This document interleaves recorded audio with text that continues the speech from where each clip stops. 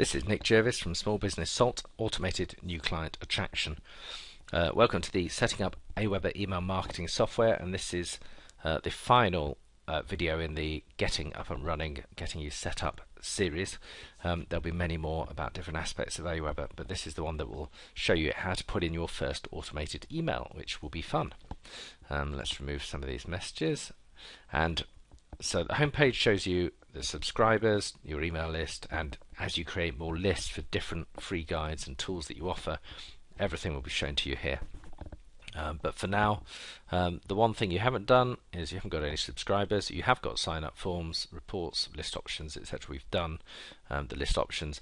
What you need now is to set up an email that will be sent as soon as you email your first subscriber. So as soon as they go to your website and they fill in their details in your form, they sign up, they confirm their email address through double opt-in, they've then got to receive a message from you, because that's the whole point of this, so that you can talk to them. So first thing you do is go to the follow-up series. These are the ones that will be sent straight away, and you want to the important thing about messages here is people get so carried away with thinking that they want to create a beautiful designed email and they've got to have their logo at the top and it's going to look stunning and all these colors as they've got on the AWeber screen here.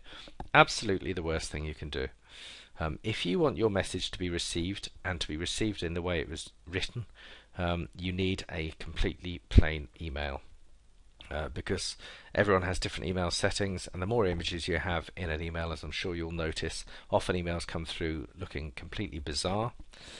So the images are often stripped out by your email provider anyway. But more importantly than that, if you send designed emails looking stunningly beautiful, if you're not Apple or Amazon or one of the big brands, as soon as people receive that email, they know they're being sold to. So you've missed the whole point. The whole point is to get people reading about you, to get people to realize that you're an expert at the service you provide, to get people to understand that you're experts at that service, so that when they next need you, they will get in touch with you. So the idea of a completely designed newsletter is not what you want to do unless you have £10 million or more each year to spend on marketing.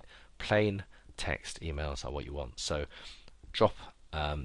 what you want, rather than drop and drop, we want a plain text message, or my preference would be for you to say code your own HTML. Let me just show you how easy that is, so that you can see what you need to do. So here you go. It's telling you exactly how you're going to code it here, and I'll show you what you need to do. So first thing, subject line, and the subject line I'll spend more time on, is the most important thing. Now the advantage here is that you've just had someone sign up for something that they wanted, so tell them they're getting it. Here is your whatever it's called. So if it's mine, 8 ways to instantly attract clients report. So they've asked for it, they've clicked on the link to confirm their email address in the double opt-in, now they're going to receive it. So if you see this form here, if we click off source, you can flick between what's at the back and what's in the body. Now the body text is where we want to add our words, and the important thing is not to panic. So coding is very simple, and you'll see it's dropped in there. I've put in a P, which is for a new paragraph, and if I click between the source button, you'll see the email would say hi there. So that would be the first line of your email. So P creates paragraph. Really simple. P and close P. There you've got your first paragraph. Now the first line, what we actually want is to say hello to our new person. So we say dear, and we want to pull the name back from the details they've already given us. So all we need to do is say, yep, we're going to say dear Nick. So we're going to be nice and friendly because we're trying to build a relationship.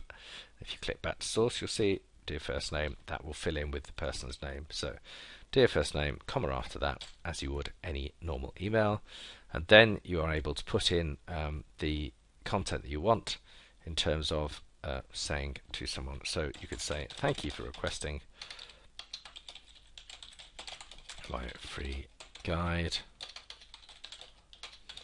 You can now instantly download it.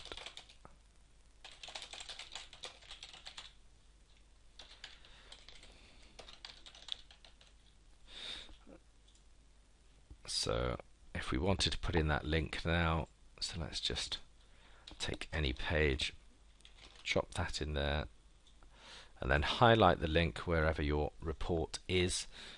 because you've now got to be able to allow someone to get that, and this nice little link symbol allows you to add a link. So here's the URL, it's taken off the HTTP, you click OK and you'll see that's now bright as linked because I've already clicked it, but that is showing you it's a live link. If we go back to the source code, you then want to add a final close, so it might be if you have any questions at all.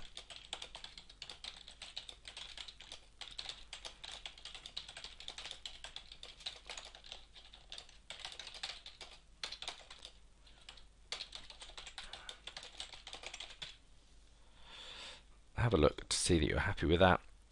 Finish your normal. If you don't want to bother putting in the paragraphs, you can cheat a bit and just go into the design bit here. I like to do things in a codey way because I'm doing quite a bit of coding, so I want to make sure it's right, but you can absolutely do it that way. Then put in your footer, just so that they know who it's come from. You can add another link to a different page on your website, details about your company, anything at the bottom, but this is the important part because that's what's going to come through to your users. So when you've created everything, click Save, and the reason I don't attach it, the report, but send them to a page to download it, is that it gives it less chance of going into spam. Any attachments are much more likely to attract a spam designation. Click so you can see if people are opening this. You can turn that off if you want, if you don't want to see those stats, but it's interesting to see how many are actually clicking through. Save and exit. And the good thing about having created your first email is that from here on in it gets easier because you can just copy each email. You can send a test yourself. You can now copy it. So if you wanted another follow-up, this would be well worthwhile doing. So let's do it now instantly while we're on. So let's say I'm sending that email and you'll see it's sending immediately. What if I want to send another one 3 days later, asking them if you've got any questions or any other follow-up? That's just been done now. So follow-up name. Type your content in there, change it obviously. You could say, here's the link to the report again. Now that you've got the report, have you got any questions about it? Would you like to ask me any of these questions? Click Next, and then here's the important bit. Choose when that email goes out. So you might want to give them 3 days or 4 days. Let's say 4 days on this one. 4 days after they've downloaded the report, they're going to get this follow-up email. They're going to have another email from you automatically. And if you're smart, you'll probably send a series of anything from 3 to 10 follow-up emails, building trust and making sure the first few emails are all about your client and how you can help them more. Your prospect has just found you, and you need to be proving that you know your subject matter, that you're easy to access, and that you're happy to help them build that relationship with you. So there is your setup to AWeber. You've seen how quick and easy it is to go through the whole process, set up your first couple of emails, and you are up and running. And I'll be back for more in this series. It's Nick Jervis from Small Business Salt.